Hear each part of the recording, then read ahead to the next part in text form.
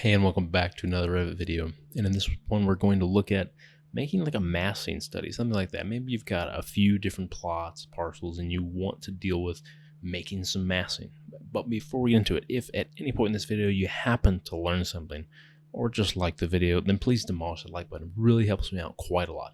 Okay, so what I have here is just a series of properties. And by properties, I have some property lines that make up some boundaries for my actual properties. And ultimately what I want to do is stack some 3D objects, floors, whatever they might be, to basically move them around, get an idea of the volume, the area, the space they're taking up, everything like that. And we've done something like this similar in that we looked at kind of these concept cubes and like moving things around, like making a space plan or something like that. But this is a bit different because we're looking at kind of at the master plan level. And I will say that you can look at this from the master plan level like I am, or you can look at it from really any sort of level that involves stacking 3D objects. And so your first thought, and honestly my first thought too, was let's make a beautiful family. And the family is going to have all these parameters, things that we can use to schedule and track all this data and give us some really concrete information that we can quickly move around and change the shape and size. Now, that's fine up until you realize, oh no, I want to affect the profile, or let's say the extrusion, or basically the floor plates, what they look like. If you're fine with them being rectangles, do that. Basically do everything that we're going to do in this video, but do that for a family and then load it in, and it will work a lot easier. I mean, just as easy, but it'll be easier as in it's more compact in one single family. So what we're going to do here is end up making a series of floors, and these floors, along with multiple parameters that we make, are going to make up our site based on the building type, things like that. And then we can schedule it. We can get an idea of what that might be. So that the scheduling part will be part two, but ultimately what we're going to do is build all these 3D objects. And I will say, this is a disclaimer, I guess, before we really get into it. This is everything in this video is something I came up with. It is just the way I have done this in the past. It is the way I've found to be successful. I know that's dependent on the fact that I was working on a master plan that had all of these different types of buildings, whatever.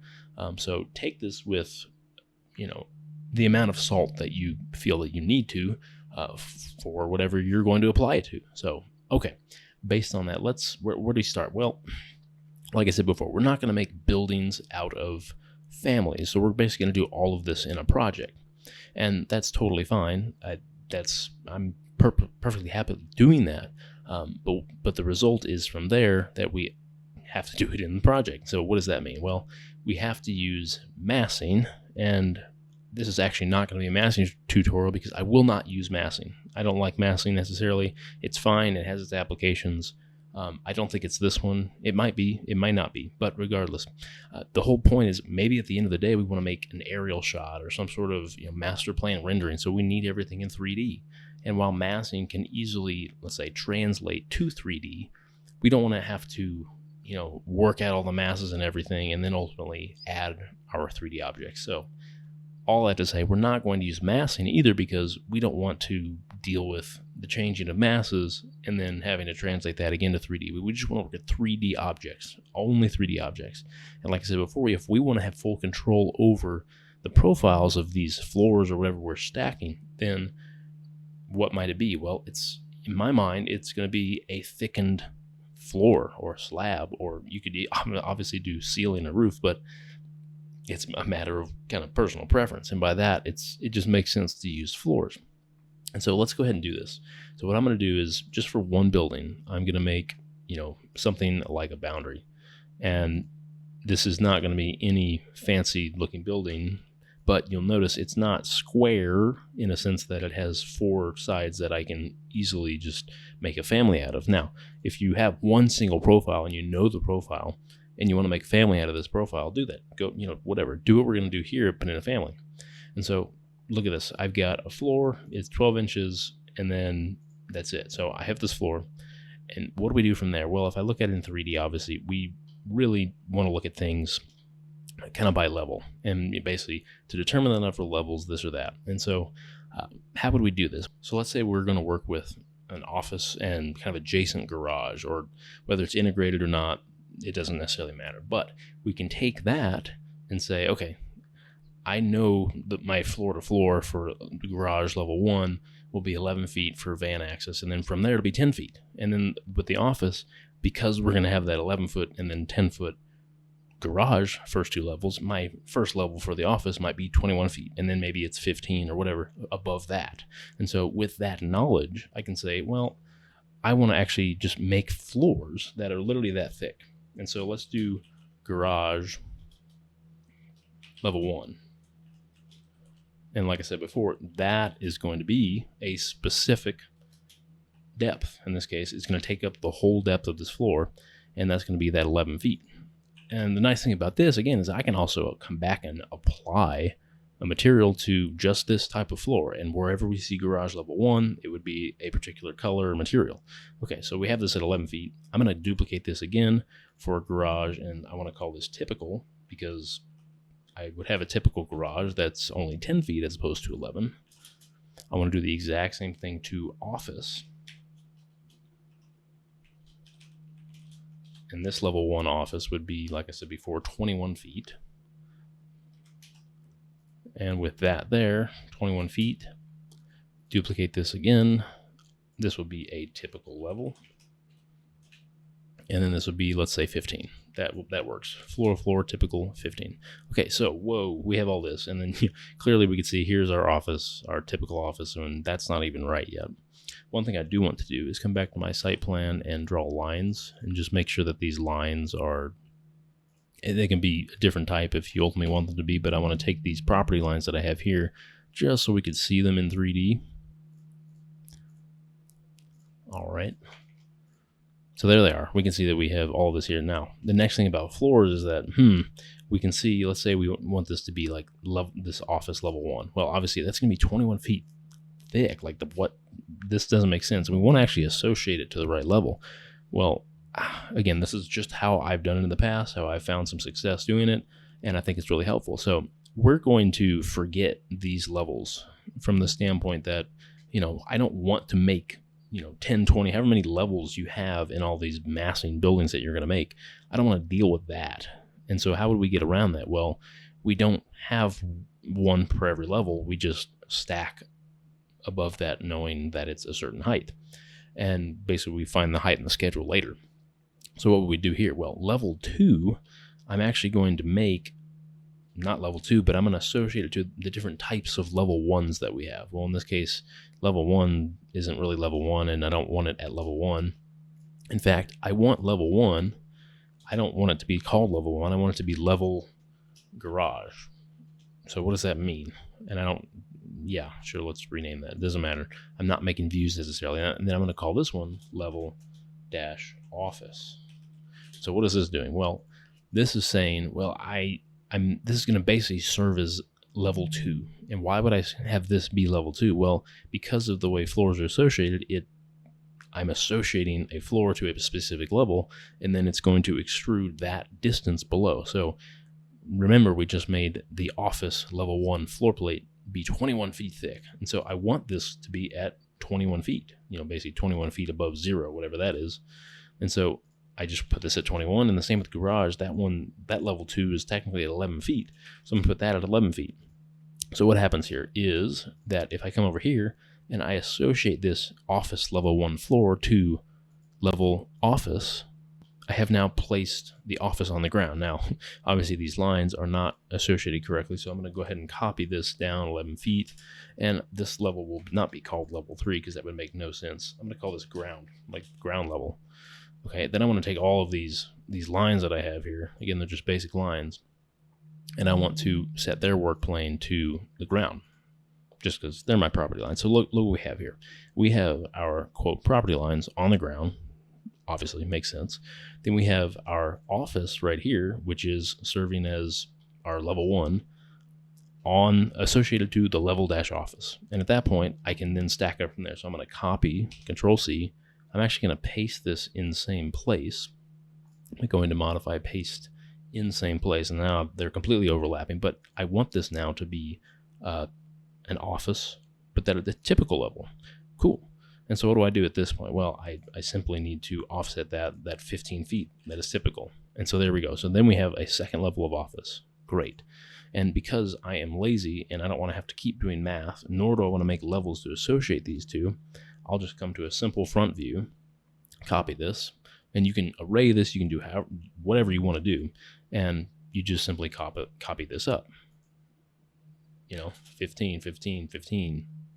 That is really up to you how you do this. So this is just the number of levels that we have in our project now. And so I don't care how many that is yet, because what's going to happen is that will schedule out, which is really nice. And so there we go. We're good with the office. Now let's go back to our site plan, I guess, and do the exact same thing, but for the garage. We're going to have some sort of adjacent garage. So maybe it's here. Obviously, pay no attention to the distances that I'm applying to these garages and buildings and everything, because that's completely incorrect. And so just know that it's a good place. So maybe there's my garage. This is the least efficient garage. It would probably come all the way out here, something like this.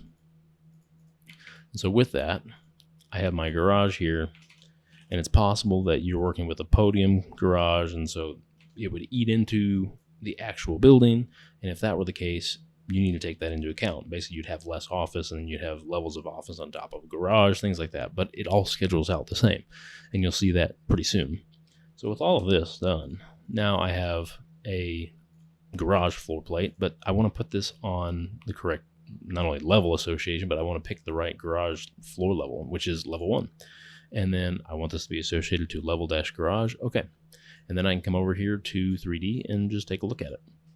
Okay, that's looking good. And now what I'm going to do the exact same thing that I did with the building. Copy, paste them, same place. I want to change this to the garage typical level, then just offset by 10 feet. And look at that. And so that's how right now whatever 2 garage levels look like. And it's hitting my office at level 2 as it should. So now I can copy this up just like I did the office, knowing that I have 10 feet floor to floor. Maybe I have 4 levels of office, and there we go. Or 4 levels of garage, and there we go. So cool. That's great.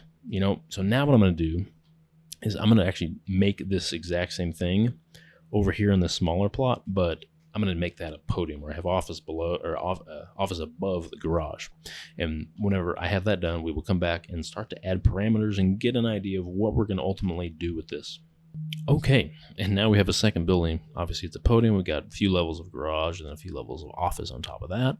And so, the next thing I'm thinking of is, what happens if I decide, I want to change this profile a bit? Well, obviously I can edit this boundary however I want. And, what happens when I do this? Well, only one of these floors gets updated. So I don't want to deal with that at all. So this is not my favorite thing, but it definitely does work. And this is the type of application that I would look to use it, and that would be a group. And so let's go ahead and call these like building 1 or like plot 1, property 1, and then this would be property 2, and then, building 1, 2, that kind of thing. And so with that, I'm going to take this and I'm just going to make a group out of it, and that's it. So this will just be building 2. That's pretty simple. So with building 2, that's okay. And so I'm going to do the same thing. And obviously this is the type of thing you should do beforehand, but what I'll do now is end up just deleting these. Don't care about that. And once again, I will copy this up the number of times that I need it. In this case, that number. And so what happens now is I have all of these as groups, and believe me, I don't like that. I'm not a big fan of groups, but what happens is if I come in here, obviously if you know groups at all, you know what's going to happen here. Well, I just simply edit this a little bit more and we can see what happens.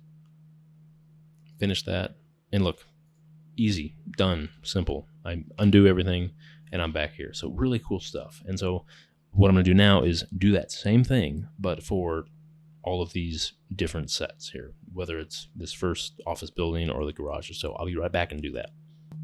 All right, and we're back and we have all these as groups. But the thing I want you to be aware of is that we don't have level 1 as groups. And that's just because it doesn't make sense to have that as a group, because I don't have that profile anywhere else on my site.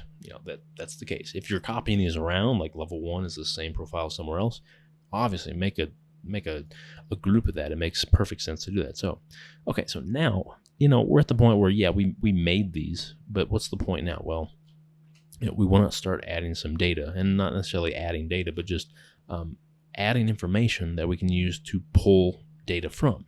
Okay, so to do that, I simply need to go to Manage, Project Parameters. I'm going to end up just making a couple. So I have this just by default. It's just a basic project. I don't need this, so I'll remove this. It doesn't matter. Let's go ahead and add a couple, and I want to make sure this is associated to floors. Otherwise, it's not going to show up at all. We won't see this where we want to see it, basically. And so let's go ahead and call this property. Basically, what property are we working with? We want this all to be instances because I might have a specific floor that is used, a floor type that's used everywhere or elsewhere, more than one place, and I want to apply multiple properties or multiple results to that parameter. This mean the property. So basically, is it property 1 or 2 or 3? And so let's go ahead and call this a text, and that will group appropriately there. Cool. So we've got property. Let's do the exact same thing, but with building. Obviously, it's gonna be a building. Want this to be floors. Again, we'll make this text. Okay. So good. This is a great start. And so what I'm gonna do is come to these level 1s that I know are on, let's say, property 1, and I'm gonna come down here, and at the bottom we can see, look, under text, I've got property and building. So basically, what property is this? Well, it's just text. So I'm going to go ahead and type in property 1. Like, I know this, that type of thing. So cool, property 1. And with this base level, I'll go ahead and do the exact same thing, but call this one property 2. Obviously, we're working with 1, property 2, 3.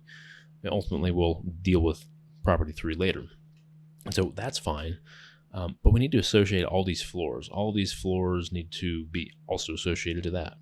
So, but while we're in here, I actually need to edit the group because I can't, it's not based on the group that I find this. We didn't associate them to model groups. It's actually associated to floors. So let's edit group, and we click on this floor, and now we can see, all the information that we need. We have property 1, so let's do that. And then building, like, what is this going to be? Well, this is going to be building 1, or let's just call this office 1. It doesn't matter. Again, it's text. So office 1, cool.